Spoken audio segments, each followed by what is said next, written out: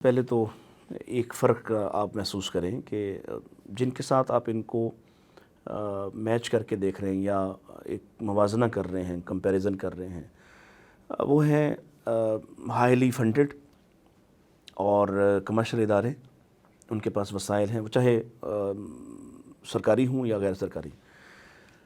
School Pakistan میں شاید ہی کچھ چند ایسے اسکول ہوں جو ٹرسٹ ٹائپ اسکول ہوں جو فیس نہ لیتے ہوں یا کم لیتے ہوں.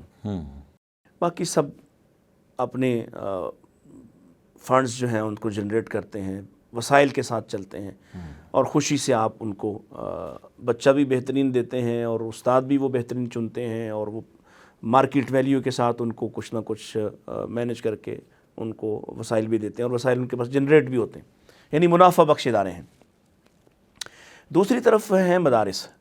مدارس ٹوٹلی جو کام کر رہے ہیں وہ کام اپنا تو سٹینڈرڈ ہے یا نہیں ہے، یہ ایک الگ بات ہے.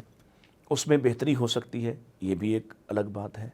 لیکن اگر آپ اس کے اس تناظر میں دیکھیں کہ وہ بالکل ٹوٹلی فری آف کاسٹ کام کر رہے ہیں اور ان کے پاس وسائل نہیں ہوتے، مہینے کی تنخواہ دینے کے لیے بھی لوگوں کی محتاجی ہوتی ہے، اور وہ جو ان کے طلباء ہیں ان سے واپس کچھ نہیں لے رہے ہوتے کہ جس سے ادارہ مضبوط ہوتا ہو، تو اگر آپ اس نظر سے دیکھیں گے تو پھر آپ جو وہ کر رہے ہیں وہ بہت اچھا ہے. ٹھیک. لیکن اگر آپ ضرورت کے اعتبار سے دیکھیں تو پھر وہ اس کو بھی وہ کچھ کرنا چاہیے جو ایک تعلیمی ادارہ دوسرے یعنی دنیاوی تعلیمی ادارہ کر رہا ہے.